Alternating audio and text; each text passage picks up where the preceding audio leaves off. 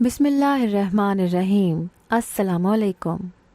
इंसान की फितरत है कि उसे जिस काम से मना किया जाए वही करता है, और मुझे भी इस बारे में अच्छी तरह से पता था। लेकिन मुझे ये नहीं पता था कि इसकी वजह से मेरी अपनी ज़िंदगी में ऐसा मोड़ आ जाएगा कि मैं खुद हैरान रह जाऊंगी। मुझे इस बात को संजीदगी से लेना चाहिए था। वो मेरे सामने बैठी थी और अब उसने मेरे सामने एक सवाल रखा था जिसका जवाब मेरे पास नहीं था, लेकिन मुझे जवाब देना था कि ये मेरी ज़िंदगी का सवाल बन गया था। और वहाँ कुछ ऐसा हुआ कि मेरे कदमों तले से ज़मीन निकल गई। मैंने अभी अभी अपनी पढ़ाई मुकम्मल की थी और अब मैं एक नफ्सियात दान बन चुकी थी, यानी कि मैंने नफ्सियात में डिग्री ली थी और मैं ऐसे लोगों का इलाज करने वाली थी जो लोग जुर्म करते हैं। मुझे एक किताब लिखनी थी जो इसी मौज़ूआत पर थी कि वो औरत जो एक माँ है, एक बहन है, एक बीवी है, वो एक मुजरिम कैसे बन जाती है। इसीलिए मुख्तलिफ जेलों में जाके मुख्तलिफ औरतों के इंटरव्यू लेने थे। मुझे इस काम से मना किया गया था, पर मैं कुछ ऐसा ही करना चाहती थी। मैं अभी तक 3 औरतों से मिल चुकी थी और सच कहूँ तो मेरी नफ्सियात तबाह होकर रह गई थी, क्योंकि उन 3 औरतों ने अजीब व गरीब किस्म के जुर्म किए थे और मैं हैरान थी कि वो इस मकाम पर कैसे पहुंच गई। एक औरत तो ऐसी थी जिसे अपने किए पर बिल्कुल भी कोई शर्मिंदगी नहीं थी। उसने मुझे अपनी कहानी हंस कर सुनाई और कहा कि जो मैंने किया बिल्कुल ठीक किया है और अगर बाहर निकल गई तो दोबारा से यही सब कुछ करूंगी। एक औरत ने कहा कि उस पर इल्ज़ाम लगाया गया है, लेकिन मुझे उसके मुजरिम होने के सबूत मिले थे और वो मेरे सामने इस तरह से पेश आ रही थी कि जैसे उसने कुछ किया ही नहीं है। और तीसरी औरत ने भी जुर्म किया था, लेकिन मजबूरी में। पर जुर्म तो जुर्म होता है जिसकी सज़ा ज़रूर मिलती है। और फिर मेरी मुलाकात एक ऐसी कैदी से हुई जिससे मिलने से सब लोग मुझे रोक रहे थे। जब भी मैं किसी पुलिस स्टेशन में जाती थी और मैं कहती थी कि इस काम से आई हूँ, तो वो मेरे सामने 10 फाइल रख देते थे जिसमें उन मुजरिम औरतों के बारे में लिखा होता था। और मुझे यकीन है कि वो सबसे कम खतरनाक औरतों की फाइल ही मेरे सामने रखते थे, क्योंकि मेरी तरह के यहाँ और भी लोग आते रहते थे और हम उनके सामने तो छोटे बच्चे ही थे। आखिर हमारी उम्र ही क्या थी, अभी अभी हमने अपनी पढ़ाई मुकम्मल की थी और जो हम कर रहे थे ये भी तो हमारी पढ़ाई का हिस्सा था। जब मैं उस पुलिस स्टेशन में गई तो मेरे सामने 10 की जगह 11 फाइल्स रखी गई थी।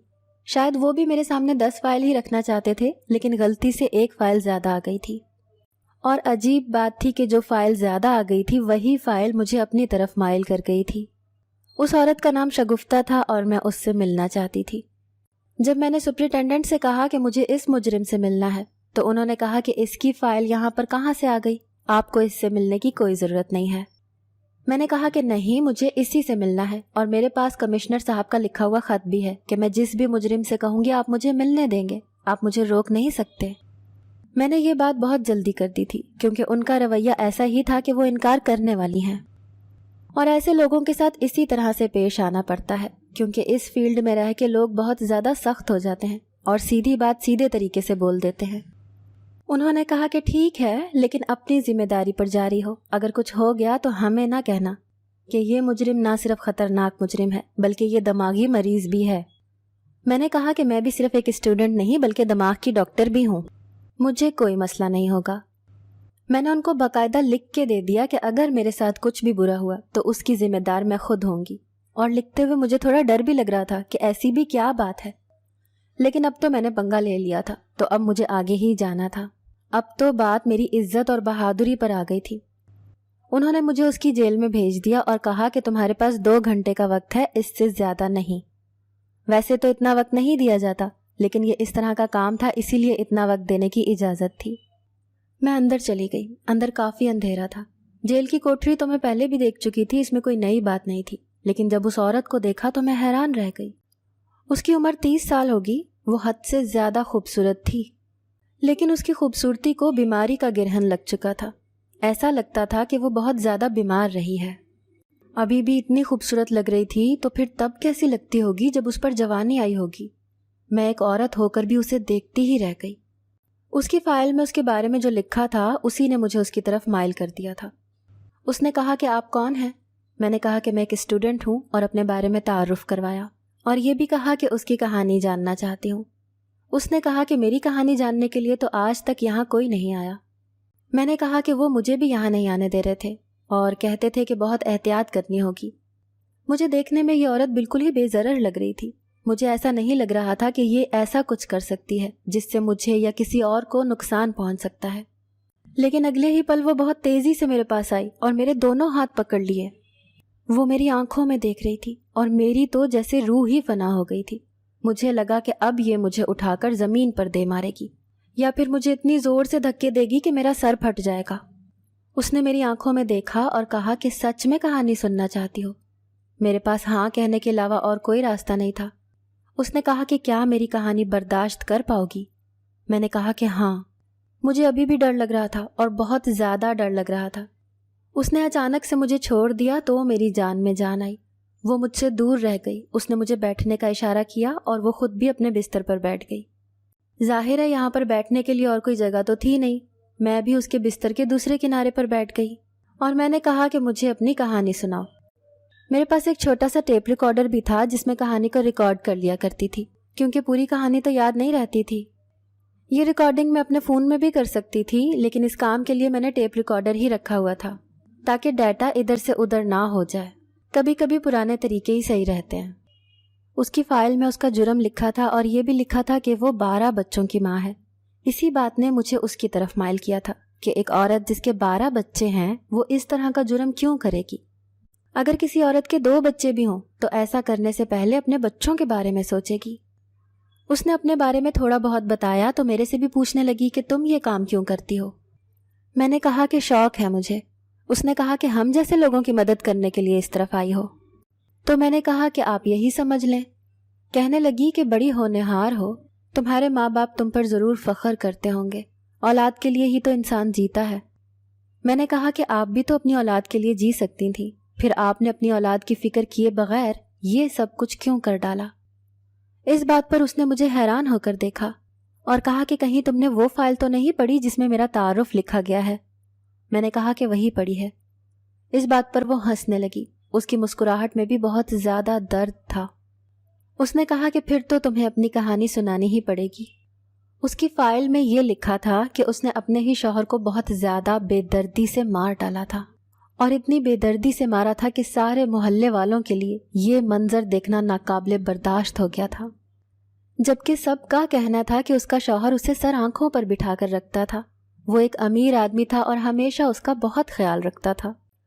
محلے والوں کے بیان میں بھی یہ لکھا تھا کہ یہ لوگ ہمیشہ باہر آتے جاتے تھے، ہزاروں لاکھوں روپے کی شاپنگ کرتے تھے، ان کا بڑا سا گھر تھا، وہ اس کے ناز نخرے اٹھاتا تھا، ان کے گھر میں ہمیشہ ہی عید تہوار کا دن ہوتا تھا۔ بس ایک ہی مسئلہ تھا کہ وہ آدمی عمر میں تھوڑا بڑا تھا اور یہ ایک جوان لڑکی تھی، لیکن یہ اس کے ساتھ ہمیشہ خوش نظر آتی تھی۔ پھر بھی اس نے اس کے ساتھ اتنا برا کیا ہے۔ اس کے علاوہ یہ بھی لکھا تھا کہ وہ ایک اچھا آدمی تھا اور آج تک اس نے کوئی بھی الٹا سیدھا کام نہیں کیا تھا۔ سارے محلے والے اس کی ایمانداری اور کردار کی گواہی دینے کو تیار تھے۔ اسی لیے اس عورت کو فوراً ہی عمر قید کی سزا دی گئی اور جیل میں بھیج دیا گیا۔ اور عجیب بات تو یہ تھی کہ یہ سب کچھ کرنے کے بعد اس نے اپنے حق میں کوئی بات بھی نہیں کی تھی، اپنی صفائی میں کچھ نہیں کہا، اور تو اور اس نے کوئی وجہ بھی نہیں بتائی تھی۔ اسی لیے اس کو سزا بہت جلدی ہو گئی تھی۔ اور آج اس نے یہ بھی کہا کہ میں اپنی کہانی سب سے پہلے تمہیں سنانے والی ہوں، تم اس کا کیا کرو گی یہ تمہیں ہی پتا، لیکن میں ایک دفعہ تو یہ بتانا چاہوں گی کہ آخر میں نے یہ سب کچھ کیوں کیا۔ جیل جب میں آئی تو میری عمر صرف 18 سال تھی اور ابھی میں 33 سال کی ہوں۔ میں حیران تھی کہ 18 سال کی عمر میں اس نے اتنا زیادہ بڑا جرم کیا، اور وہ بھی اتنے عجیب طریقے سے۔ اس نے کہا کہ ہاں میں نے یہی کیا، وہ کوئی اچھا انسان نہیں تھا، وہ میرا رشتہ لے کر نہیں گیا تھا بلکہ اس نے مجھے اغوا کیا تھا، دھوکہ دیا تھا۔ میرا باپ اس کے گھر میں ڈرائیور تھا اور میرے ماں باپ مجھے پڑھانا چاہتے تھے لیکن غریب تھے۔ اس نے میری تعلیم کا خرچ کیا اور مجھے پڑھائی کروائی۔ میں تو ہمیشہ اسے اسی طرح دیکھتی تھی جیسے میں اپنے باپ کو دیکھا کرتی تھی، کیونکہ وہ میری باپ کی عمر کا تھا، لیکن مجھے کیا پتا تھا کہ اس کی نظر مجھ پر تھی۔ جب اس نے میرے باپ سے میرے رشتے کی بات کی تو میرے بابا نے صاف انکار کر دیا اور کہا کہ ایسا نہیں ہو سکتا، لڑکی بہت چھوٹی ہے اور میری ایک ہی بیٹی ہے، میں اسے پڑھا لکھا کر کچھ بنانا چاہتا ہوں۔ اس نے کہا کہ تو اسے پڑھانے کی ہمت بھی نہیں رکھتا تھا، میں نے ہی اس کی پڑھائی کروائی ہے، اور اب تو اسے میرے حوالے نہیں کرنا چاہتا تو ٹھیک ہے، لیکن جو تو کر رہا ہے وہ غلط ہے۔ ہم کو لگا کہ اس نے یہ بات ختم کر دی ہے، لیکن ایسا نہیں ہوا تھا، کیونکہ اگلے دن میرے ماں باپ اس دنیا میں نہیں تھے۔ میں کالج گئی ہوئی تھی، جب واپس آئی تو پتہ چلا کہ وہ کسی حادثے کا شکار ہو گئے ہیں اور ان کو دفنا دیا گیا ہے، اور جاتے جاتے وہ یہ کہہ گئے ہیں کہ میں اس شیخ زید نامی آدمی سے شادی کر لوں۔ میں حیران تھی کہ وہ ایسا کیسے کر سکتے تھے، لیکن ان کی آخری خواہش سمجھ کر مجھے شیخ زید کے ساتھ نکاح میں باندھ دیا گیا۔ جب میں اس کے ساتھ رشتے میں آ گئی تو مجھے پتہ چلا کہ وہ نہ صرف ضدی، اصول پرست، غصے والا انسان ہے، بلکہ وہ انسان نہیں جانور تھا۔ اس کے ساتھ میری زندگی بہت بری تھی۔ وہ دنیا والوں کے سامنے مجھے خوش رہنے پر مجبور کرتا تھا کہ جیسے سب کچھ ٹھیک ہے، لیکن اس کے بعد اس گھر میں میرے ساتھ کیا ہوتا تھا یہ صرف میں ہی جانتی تھی۔ اسی لیے ایک دن میری برداشت ختم ہو گئی اور میں نے وہی کیا جو مجھے کرنا چاہیے تھا، کیونکہ میں یہ نہیں چاہتی تھی کہ جو میرے ساتھ ہوا وہ کسی اور کے ساتھ ہو، کیونکہ مجھ سے پہلے بھی اس کی زندگی میں مجھ جیسی بہت سی لڑکیاں آ چکی تھیں اور میں نہیں چاہتی تھی کہ کسی اور کی زندگی برباد ہو جائے۔ شگفتہ نے کہا کہ وہ اس آدمی کے ساتھ صرف 1 ہی سال رہی ہے۔ میں نے کہا کہ پھر آپ نے اتنے سارے بچے کیسے پیدا کر لیے، کیونکہ اس فائل میں تو یہی لکھا ہے کہ اس نے 12 بچے پیدا کیے ہیں۔ اس بات پر وہ ہنسنے لگی اور اس نے کہا کہ اس انسان کے ساتھ میں 1 بچہ بھی پیدا نہ کرتی، اس لیے نہیں کیونکہ ماں نہیں بننا چاہتی تھی، بلکہ اس لیے کیونکہ میں کسی بچے کو اس جیسا باپ نہیں دینا چاہتی تھی۔ میں اس بات پر حیران تھی کیونکہ اگر وہ اس آدمی کے ساتھ 1 سال رہی تھی تو پھر 12 بچے کس کے تھے؟ کیا اس نے کسی اور کے ساتھ 12 بچے پیدا کیے تھے؟ اور اس کا کہنا تھا کہ وہ 1 سال ہی رہی تھی، تو 1 سال میں یہ ممکن نہیں تھا۔ ویسے تو دنیا میں ایسی عورتیں بھی ہوتی ہیں جو کہ ایک ساتھ 18 بچے بھی پیدا کر لیتی ہیں، لیکن ایسی بات نہیں لگ رہی تھی۔ وہ تھوڑی دیر خاموش ہو گئی اور کچھ بول نہیں رہی تھی۔ میں نے کہا کہ اس فائل میں کوئی جھوٹ کیوں لکھے گا اور تمہارے خلاف جھوٹ کیوں لکھے گا؟ اس نے کہا کہ وہاں پر جھوٹ لکھا ہوا ہے۔ لیکن پولیس والوں کی اس کے ساتھ بھلا کیا دشمنی ہو سکتی تھی؟ اس جیل میں تو کافی سارے قیدی تھے، تو کیا پولیس کی صرف اسی کے ساتھ دشمنی تھی؟ جب کوئی انسان کسی مجرم سے بات کرتا ہے تو وہ یہی سوچتا ہے کہ شاید یہ بے قصور ہے، اور جو جیل میں بیٹھا ہے اس کو دیکھ کر آپ کے اندر ہمدردی پیدا ہو جاتی ہے۔ اس عورت نے جو کہانی مجھے سنائی اس کے مطابق تو یہی مظلوم تھی، لیکن پھر بھی مجھے ہر طرح سے سوچنا چاہیے تھا۔ پولیس اس کے خلاف جان بوجھ کر ایسی بات کیوں لکھے گی، جبکہ اس کا کہنا تھا کہ وہ ایک غریب ماں باپ کی بیٹی تھی اور پولیس کی اس کے ماں باپ سے بھی کوئی دشمنی نہیں ہو سکتی تھی، کیونکہ وہ اس دنیا میں نہیں تھے، اور جس کو اس نے جان سے مار ڈالا وہ بھی اس کے خلاف کچھ نہیں کر سکتا، کیونکہ وہ تو اس دنیا سے چلا گیا تھا نا، نہ ہی اس کا کوئی رشتہ دار تھا جس نے اس کے خلاف کچھ کروایا تھا۔ اس کو سزا اسی لیے ہوئی تھی کیونکہ اس نے اپنا جرم قبول کیا تھا۔ اگر یہ چاہتی تو یہ بھاگ بھی سکتی تھی، لیکن اس نے ایسا نہیں کیا تھا۔ اس سوال کا جواب اس نے یہ دیا کہ میں نے کسی کو جان سے مارا تھا، اسی لیے مجھے سزا ملنی چاہیے تھی، نہیں تو میں خود ہی پاگل ہو جاتی، اسی لیے جو ٹھیک تھا میں نے وہی کیا۔ میں نے کہا کہ پھر وہ 12 بچے کس کے تھے؟ تو اس سوال کے جواب میں اس نے جواب دیا جس کو سن کر میرے قدموں تلے سے زمین نکل گئی۔ اس نے کہا کہ اس فائل میں جھوٹ لکھا ہے کہ وہ 12 بچے میرے شوہر سے پیدا ہوئے تھے، لیکن وہ 12 بچے میرے ہی تھے۔ میں حیران تھی کہ ایک طرف تو کہہ رہی ہے کہ اپنے شوہر سے بچے پیدا نہیں کیے اور کسی کے ساتھ کوئی غلط تعلق بھی نہیں رکھا، اور دوسری طرف یہ بھی کہہ رہی ہے کہ وہ بچے میرے ہی تھے۔ آخر اس کی کون سی بات ٹھیک ہے اور کون سی غلط؟ لیکن اس کے بعد اس نے مجھے کچھ ایسا بتایا کہ میں واقعی حیران رہ گئی۔ اس نے کہا کہ میں جب جیل میں آئی تو یہاں ایک سپرنٹینڈنٹ تھی جو اب اس دنیا میں نہیں ہے۔ اس کا نام نجمہ تھا اور جیل کی ساری عورتیں اس سے بہت زیادہ ڈرتی تھیں۔ جب اس نے مجھے دیکھا تو میں نے اسے بتا دیا کہ میں اس کے قابو میں آنے والی نہیں ہوں، میں بے شک یہاں پر مجرم ہوں لیکن اس کی غلامی نہیں کرنے والی۔ اس نے کہا کہ اپنے ہی شوہر کو جان سے مار دینے والی عورت کی میں بڑی خلاف ہوں، کیونکہ شوہر کا بڑا مقام ہوتا ہے، اور تو نے اتنی گھٹیا حرکت کی ہے اور تو یہاں آئی ہے، تو نے بالکل بھی اچھا نہیں کیا۔ وہ مجھ سے بہت زیادہ کام کرواتی تھی، ایسے کام مجھے دے دیتی تھی جو 3-4 عورتیں ایک ساتھ کرتی ہیں، لیکن وہ مجھے اکیلی کے حوالے کر دیتی تھی اور کہتی تھی کہ وقت پر کام ختم ہونے چاہیے، جبکہ یہ سب مشکل تھا، پھر بھی میں وقت پر کام ختم کر دیتی تھی۔ جب اسے میرے خلاف بولنے کے لیے کوئی بات نہیں ملتی تو اسے اور بھی زیادہ غصہ آتا تھا۔ وہ کبھی میرا نام نہیں لیتی تھی، مجھے کہتی تھی اے حسن پری ادھر آ۔ میں سب سے زیادہ خوبصورت تھی لیکن مجھے اپنی خوبصورتی پر کوئی غرور نہیں تھا، اس خوبصورتی نے تو میری زندگی برباد کی تھی۔ ایک رات کو وہ اچانک سے میری کوٹھری میں آ گئی، میرے ساتھ ایک عورت بھی تھی جو اس کے آنے پر بالکل بھی نہیں چونکی اور چپ کر کے سو رہی تھی، جبکہ وہ ہماری آوازیں سن رہی تھی۔ اس نے مجھے کہا کہ میں اس کے ساتھ چلوں۔ میں نے کہا مجھے کہاں لے کر جا رہی ہو؟ وہ کچھ نہیں بولی۔ پر تھوڑی دیر کے بعد مجھے ایک آفس جیسی جگہ میں لے آئی جہاں پر پہلے سے ایک آدمی بیٹھا تھا۔ اس نے مجھے دیکھا تو وہ بہت خوش ہوا۔ یہ سمجھ نہیں آ رہی تھی یہاں پر کیا ہو رہا ہے۔ میں وہاں سے جانے لگی تو اس نے میرا ہاتھ پکڑ لیا اور کہا کہ تجھے اسی کے ساتھ جانا ہوگا۔ میں نہیں سمجھی کہ مجھے اس آدمی کے ساتھ کہاں جانا ہوگا۔ جیل کے مجرموں کو بھلا جیل سے نکلنے کے لیے کون چھوڑتا ہے؟ پر وہ مجھے چھوڑ کے چلی گئی اور وہ آدمی مجھے اپنے ساتھ لے گیا۔ پر میں یہ جان کر حیران تھی کہ وہ مجھے جیل سے زیادہ دور لے کر نہیں گیا تھا۔ صبح مجھے واپس چھوڑ دیا گیا تھا، لیکن میں پہلے جیسی بالکل بھی نہیں رہی تھی۔ میرے ساتھ بہت بڑا ظلم ہوا تھا۔ یہ عورت اسی جیل میں رہ کر عورتوں کو سپلائی کرنے کا کام کرتی تھی اور مجھ سے پہلے نہ جانے کتنی لڑکیوں کے ساتھ یہ سب کچھ ہو چکا تھا اور اب میرے ساتھ ہونے لگا تھا۔ اسی لیے وہ مجھے کب سے اپنے قابو میں کرنا چاہتی تھی تاکہ میرے سے یہ کام آسانی سے کروا سکے اور میری مرضی سے کروا سکے۔ میں اس بات پر بھی حیران تھی کہ کچھ عورتیں یہ کام اپنی مرضی سے بھی کرتی تھیں اور ان کو پیسے بھی ملتے تھے۔ ان کا کہنا تھا کہ جب ہماری سزا ختم ہو جائے گی تو جب ہم باہر جائیں گے تو ہمارے پاس کچھ پیسے تو ہوں گے، نہیں تو پھر سے باہر جا کر بھی یہی کام کرنے پڑیں گے۔ وہ مجھے بھی پیسے دینا چاہتی تھی اور میرے سرہانے پیسے رکھ کر چلی جاتی تھی۔ میرے ساتھ یہی سب کچھ ہونے لگا اور اسی طرح میرے بچے پیدا ہونے لگے۔ اس فائل کے اندر جھوٹ لکھا ہے۔ وہ بچے میرے ہیں اور میں نے اسی جیل میں رہ کر پیدا کیے ہیں، پہلے سے پیدا نہیں کیے تھے۔ وہ سب اس لیے لکھا گیا ہے کہ کوئی مجھ پر رحم نہ کرے۔ میں یہ سن کر حیران رہ گئی تھی کہ اس جیل کے اندر یہ سب کچھ بھی ہوتا تھا۔ میں نے کہا کہ کیا ہم اس کے خلاف کچھ کر نہیں سکتے؟ کیا تم نے کچھ کرنے کی کوشش نہیں کی؟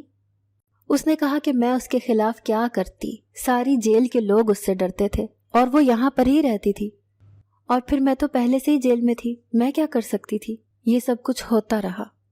میں نے کہا کہ وہ عورت کہاں ہے؟ کیا اس نے نوکری چھوڑ دی ہے؟ کیونکہ جس سپرنٹینڈنٹ نے مجھے اندر بھیجا تھا اس کا نام نجمہ نہیں تھا اور وہ اتنی بری بھی نہیں لگ رہی تھی، اس کا اخلاق قدرے بہتر تھا۔ اس نے کہا کہ وہ نجمہ اس دنیا میں نہیں ہے۔ ایک دن اسی جیل کی ایک عورت نے تنگ آ کر اس کی جان لے لی، جس کو پہلے سے ہی پھانسی کی سزا ہو چکی تھی، اسی لیے کوئی اور اس کا کیا بگاڑ سکتا تھا۔ وہ ہم سب کی جان بچا کر چلی گئی اور یہ سب کچھ ختم ہو گیا۔ میں نے واقعی 12 بچے پیدا کیے ہیں۔ اس نے سر جھکا لیا۔ میں اسے دیکھ کر حیران تھی۔ میں اس کے کندھے پر ہاتھ رکھنا چاہتی تھی، اس کے ہاتھ پر ہاتھ رکھ کر اسے تسلی دینا چاہتی تھی، لیکن میرے اندر ہمت نہیں ہو رہی تھی۔